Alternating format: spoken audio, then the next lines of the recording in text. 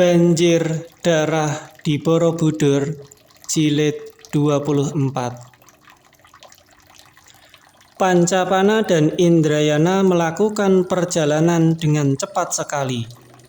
Dari Pulau Gunung Muria, mereka menggunakan sampan untuk menyeberang ke pantai Pulau Jawa. Kemudian mereka menggunakan kepandaian berlari cepat menuju ke Mataram. Perjalanan mereka menuju ke selatan melalui hutan-hutan dan bukit-bukit. Setelah tiba di pegunungan Ungaran, mereka lalu membelok ke barat untuk menuju ke pegunungan Dieng yang pada waktu itu menjadi pusat kerajaan Mataram yang telah hampir runtuh dan lenyap itu. Akan tetapi ketika mereka masuk dalam sebuah hutan liar di pegunungan Ungaran, tiba-tiba terdengar sorakan riuh dan dari belakang pohon-pohon dan alang-alang berlompatan keluar perampok-perampok yang jumlahnya tidak kurang dari 40 orang. Seorang yang tinggi besar dengan bringos sekepal, sebuah mata lebar bundar yang seperti mau melompat keluar dari ruang mata, melangkah maju dengan kelewang di tangan. Baik melihat sikapnya maupun keadaan pakaiannya yang lebih lengkap daripada yang lain, mudah diduga bahwa si bringos tebal itu tentulah kepalanya. Hai pemuda-pemuda bagus, tinggalkanlah dulu semua barang dan pakaianmu sebelum kalian melanjutkan perjalanan melalui hutan ini. Seru si bringos itu dengan suaranya yang parau. Pancapana melirik kepada para pengurungnya dan melihat bahwa puluhan orang perampok itu kesemuanya bertubuh tegap dan gagah. Hanya pakaian mereka saja yang tidak karuan dan compang-camping. Manusia-manusia macam inilah agaknya yang mendatangkan kekacauan, melemahkan keadaan Mataram, katanya marah.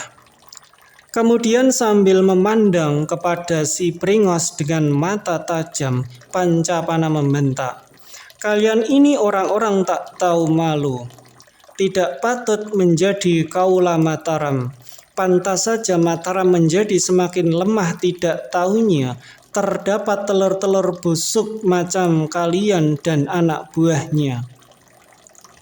Bukan main marahnya si bringos mendengar ucapan ini. Sepasang matanya yang besar itu berputar-putar dengan dahsyatnya. Bringosnya yang sekepal sebelah itu bergerak-gerak dan berdiri mengerikan. "Bocah gunung, alangkah sombongnya engkau. Kau tidak tahu dengan siapa kau berhadapan. Aku adalah Surarudira dan seluruh daerah Ungaran tahu siapa aku. Berani kau mengangkat dada terhadap Surarudira? Hayo kau berlutut dan menyerahkan semua barang dan pakaian, baru aku memberi ampun." Surarudira, nama yang terlampau gagah untuk seorang pengecut dan jahat seperti kau, kata Pancapana mengejek. "Jangankan kau seorang diri maju menghadapiku, keroyoklah dengan semua kawan-kawanmu, aku tak akan mundur setapak. Sumbarmu seperti berkepala 3, berlengan 6 saja.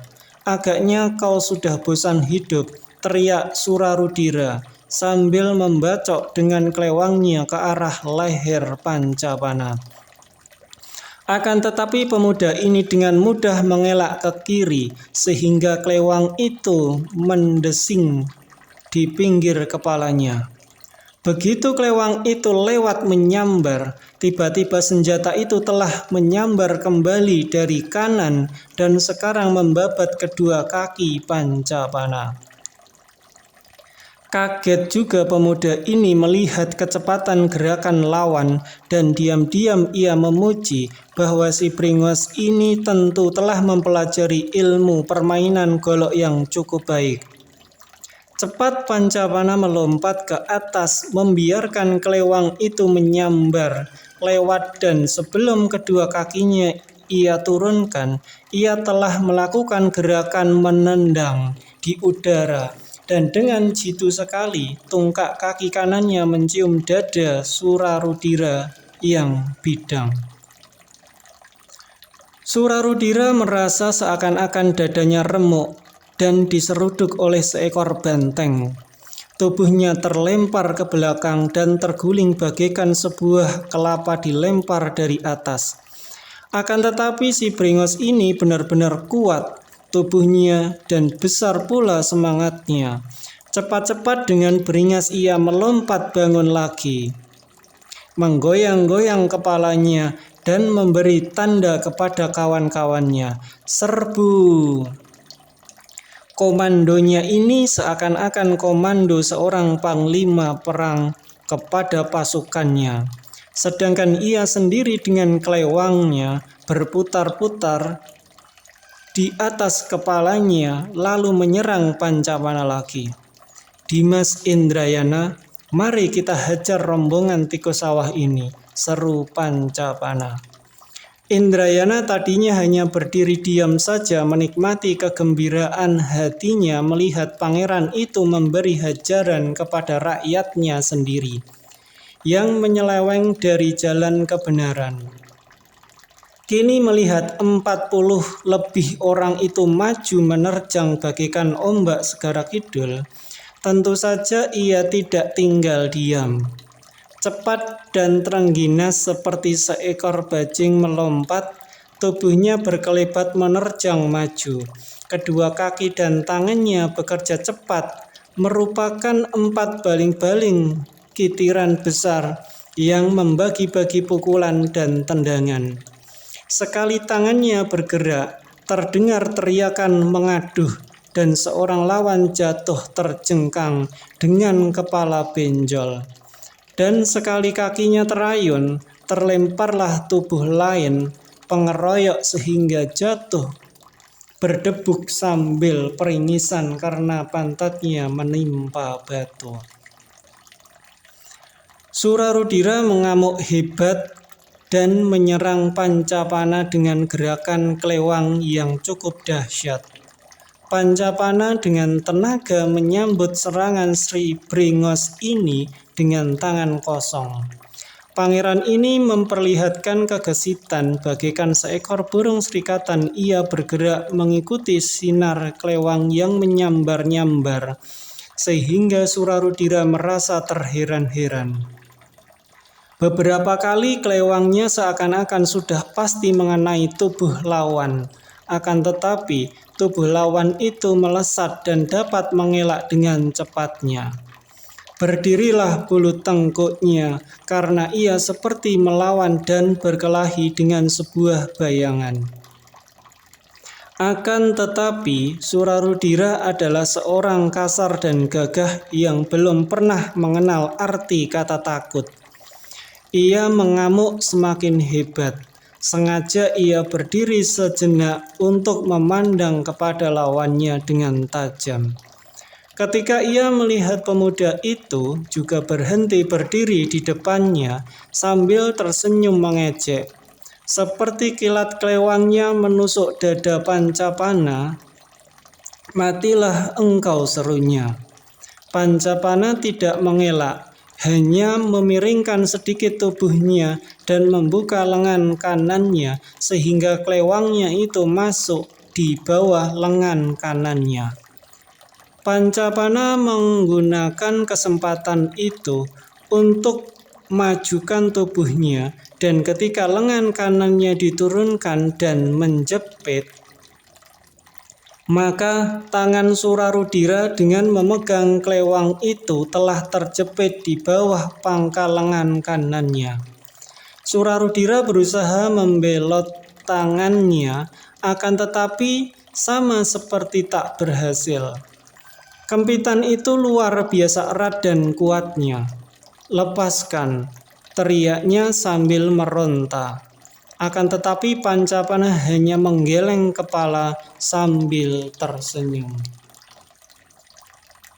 Surarudira marah sekali, dan kini tangan kirinya yang dikepal besar sebuah kelapa itu menyambar hidung Pancapana. Pemuda itu menggerakkan kepalanya ke belakang dan dari belakang menangkap tangan kiri sehingga kini Surarudira tertangkap dengan kedua tangan di belakang tubuh. Tangan kanan masih terkempit, sedangkan tangan kiri diuntir ke belakang. "Menyerahkah kau?" kata Pancapana sambil menarik tangan kiri si brewok itu ke atas. Peluh berkumpul di kening Surarudira karena ia menahan sakit. Akan tetapi dengan bandel ia menggeleng kepala dan membentak, "Siapa sudi menyerah? Aku masih belum kalah." Gemas juga hati Pancapana melihat kebandelan ini. Ia merasa suka kepada orang kasar ini karena ternyata gagah berani dan juga ilmunya berkelahi tidak lemah. Akan tetapi kalau orang ini tidak diberi hajaran keras, sukarlah menundukkannya. Ia lalu melepaskan pegangannya, mendorong tubuh lawan itu ke depan dan memberi sebuah tendangan pada pantat Surarudira dengan keras. Baru kali ini semenjak perkelahian tadi, Surarudira terdengar mengaduh, karena sesungguhnya tendangan itu amat keras dan mendatangkan rasa nyeri yang luar biasa. Tubuhnya terhuyung-huyung dan betapapun ia mengerahkan tenaga untuk menahan agar jangan sampai roboh, namun akhirnya ia terjengkal juga. Surarudira benar-benar harus dikagumi. Karena keberanian dan kebandelannya, ia merasa amat sakit pada tulang belakangnya, akan tetapi ia masih juga bangun kembali dengan sinar mata menyala-nyala. Tanda belum mau takluk. Ketika ia berjalan menghampiri lawannya lagi, ia merasa pantat dan punggungnya demikian sakit, sehingga jalannya jadi egang. Namun, biarpun jalannya sudah egang dan mekeh-mekeh, masih tetap ia menyerang lagi dengan kelewangnya. Dan serangannya masih berbahaya. Kalau bukan Pancapana yang diserang, tentu serangan ini masih akan dapat mengorbankan nyawa lawannya. Pancapana sendiri merasa heran dan kagum. Tendangannya tadi bukanlah tendangan biasa, akan tetapi ia mengarah urat lawan yang penting, sehingga tendangannya telah membuat tulang dan urat lawannya bagian belakang menjadi tergelecoh. Bagaimana si Bringos ini masih sanggup menyerang lagi? Melihat kekerasan hati ini, Pancapana lalu menerjang dan sebuah tempilingan tangan kirinya yang disertai aji kesaktian mampir di kepala Surarudira, sehingga tanpa dapat berteriak lagi, tubuh yang tinggi besar itu berputar-putar beberapa kali dan jatuh menjerembab di atas tanah. Pancapana memandang tubuh lawannya dengan senyum di bibir. Akan tetapi tiba-tiba senyumnya menghilang ketika ia melihat Surarudira bergerak dan merayap lalu bangun kembali. Bukan main, pukulannya tadi disertai aji wesi kuning. Bagaimana si Bringos ini masih sanggup bangkit kembali? Ajinya itu kalau dipukulkan, biar lawannya memiliki ilmu kekebalan, masih takkan mampu menahannya. Dengan mata terbelalak kagum, Pancapana melihat tubuh tinggi besar itu bangkit kembali.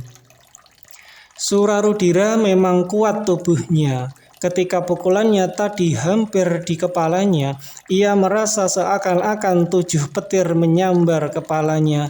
Dan untuk sesaat dunia menjadi gelap gulita di depan matanya. Akan tetapi ia masih dapat mengeraskan hatinya dan bangkit kembali. Namun ketika ia sudah dapat berdiri, tiba-tiba bumi yang dipinjaknya terasa berputar-putar. Di depan matanya nampak 1001 bintang besar kecil berjoget, dan telinganya mendengar bunyi lengking dan hiruk pikuk.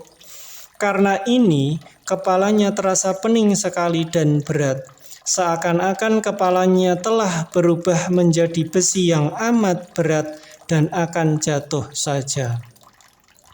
Kedua kakinya masih mencoba untuk menahan, akan tetapi tetap saja tidak kuat. Ia berputar beberapa kali dengan kedua manik mata mendekati hidung, kemudian jatuh lagi terlentang tanpa dapat berkutik kembali. Ketika beberapa lama kemudian Surarudira siuman dari pingsannya dan membuka mata, ia terkejut melihat betapa kedua orang pemuda yang tampan itu mengamuk bagaikan 2 ekor Garuda Sakti menyambar-nyambar dikeroyok oleh puluhan burung pipit yang sama-sama sekali tidak berdaya.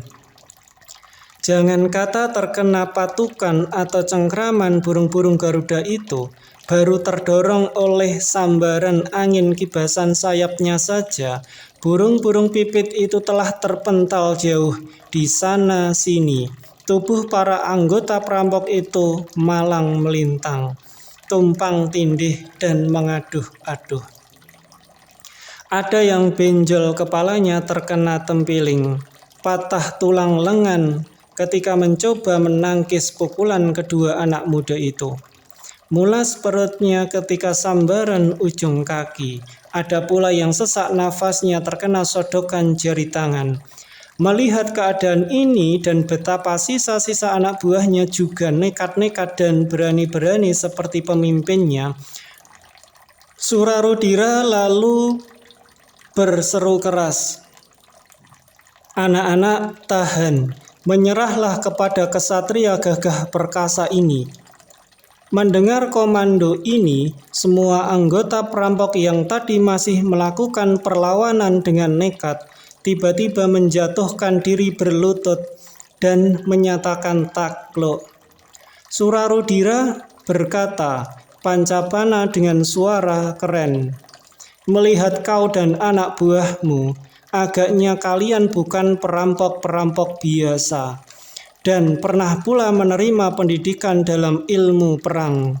Mengapakah kalian tidak mempergunakan kepandaian itu membela kerajaan Mataram, bahkan menimbulkan kekacauan dan menjadi pengganggu serta pengrusak keamanan?" Surarudira yang kini telah berdiri kembali dengan tubuh masih terasa sakit menjawab dengan angkuh, "Untuk apa aku harus membela kerajaan Mataram yang dipegang oleh Raja Lalim?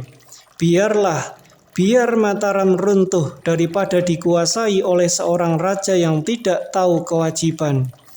Dahulu ketika Sang Prabu Sanjaya masih memegang pemerintahan, kami adalah pasukan pegawai yang setia. Kami berani mengorbankan nyawa kami untuk membela Mataram yang jaya. Kalau saja Mataram dipegang oleh keturunan Sang Prabu Sanjaya."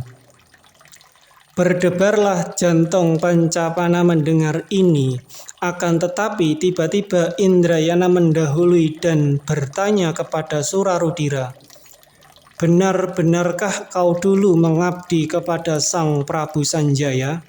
Mengapa aku harus membohong? Tahukah kau bahwa Sang Prabu mempunyai seorang putra? Tentu saja, namanya adalah Pangeran Pancapana. Akan tetapi semenjak kecil telah lenyap, mungkin terbunuh oleh Sang Prabu Panamkaran."